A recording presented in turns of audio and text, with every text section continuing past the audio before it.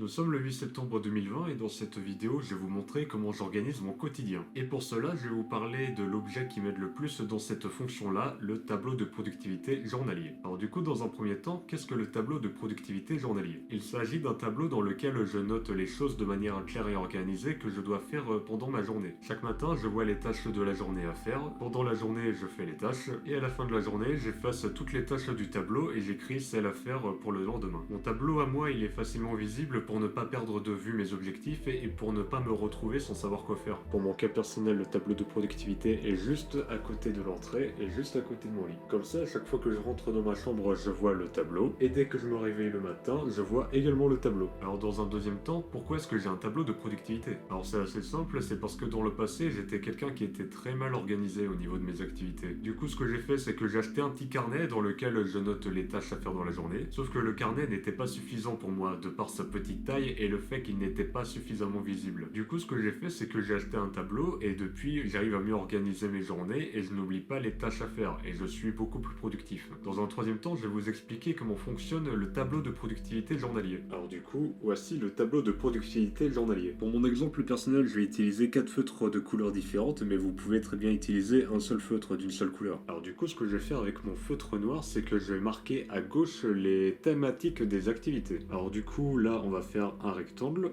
hop, comme ceci. Et à l'intérieur, j'ai marqué la thématique d'activité. Donc pour mon exemple personnel, je vais marquer First. Il s'agit des premières activités avec lesquelles j'ai commencé ma journée. L'intérêt, c'est d'avoir plusieurs rectangles, donc on va en faire un autre. Donc du coup, on va faire un autre rectangle, hop. Et à l'intérieur, je vais marquer rituel. Comme ceci. Tac. Il s'agit des activités que je vais répéter tous les jours. Et puis je vais faire un autre rectangle, tiens.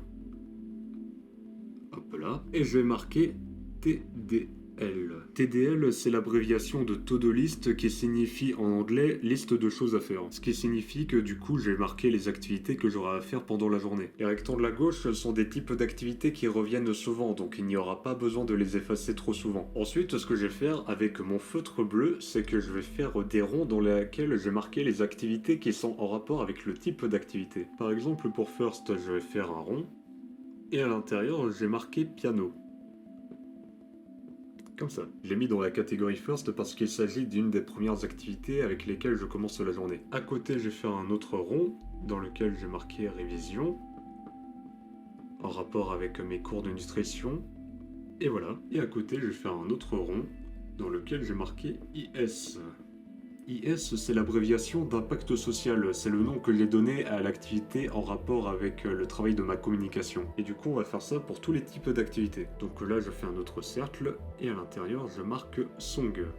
C'est une activité dans laquelle j'écoute des musiques afin de mieux les retenir. À côté, je vais faire un rond dans lequel j'ai marqué EPS. Pour ceux qui ont été à l'école, EPS c'est l'abréviation de éducation physique et sportive. C'est une activité où je fais du sport, principalement du footing ou alors des étirements et du yoga. Et à côté, je fais un autre rond et je marque 5 ENG.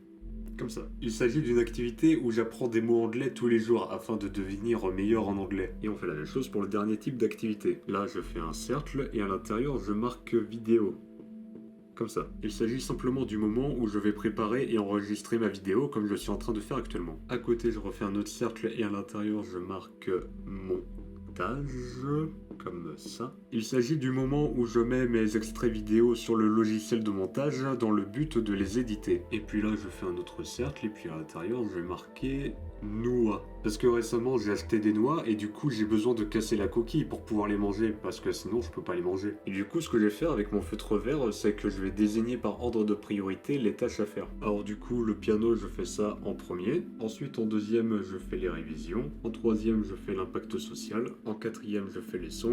En cinquième, je fais le PS. En sixième, je fais 5 angles. En septième, je tourne la vidéo. En huitième, je fais le montage. Et en neuvième, je casse les noix. Et du coup, affiché de cette manière-là, vous savez comment va s'organiser votre journée. Ce qui fait qu'en cas d'imprévu, vous serez tout à fait capable de moduler votre journée afin de pouvoir vous adapter à cet imprévu. Et du coup, à la fin de la journée, si tout s'est bien organisé comme prévu, normalement, vous aurez toutes les tâches de la journée sur le tableau qui seront barrées comme ceci.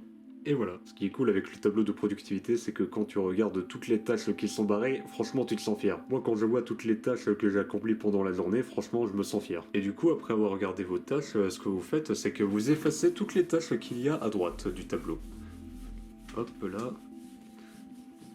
Bon, comme ma brosse n'est pas terrible, les tâches mettent du temps à s'enlever du tableau. Et du coup, après avoir effacé les tâches, ce que vous faites, c'est que vous notez pour le lendemain les tâches que vous allez faire. Dans un quatrième temps, je vais vous donner des conseils vis-à-vis du tableau de productivité journalier. Je vous déconseille de noter les tâches à faire sur un ordinateur, c'est le meilleur moyen d'oublier les tâches à faire. Au pire, vous prenez une feuille que vous scotchez sur le mur, au mieux vous achetez un tableau comme le mien. Je vous conseille de noter sur le tableau les tâches à faire pour le lendemain avant d'aller vous coucher. Comme ça vous permettra de vous endormir tranquillement sans vous prendre la tête. Pour ceux qui s'inquiéteraient d'oublier les tâches à faire pour le lendemain, sachez que si vous planifiez de manière logique et simple les tâches à faire pour le lendemain, vous n'aurez pas de problème à vous en rappeler des tâches à faire pour le lendemain. Pour les exemples de priorité, je n'ai marqué que des numéros, mais vous pouvez très bien, au lieu de marquer des numéros, numéroter des heures à la place. Cependant, évitez que le tableau soit rempli d'heures fixes, c'est un coup à perdre toute flexibilité. Si jamais le soir la veille, tu oublies de noter les tâches et que le lendemain tu te lèves sans savoir quoi faire, tout ce que tu vas faire, c'est regarder ton tableau, trouver ta priorité numéro 1 et à bosser dessus. Tout simplement. Tu verras que la suite se fera de manière tout à fait naturelle. Sur ce, la vidéo est maintenant terminée. J'espère que ça vous aura intéressé et j'espère que ça vous aura envie d'acheter un tableau afin de mieux vous organiser. Sur ce, à la prochaine.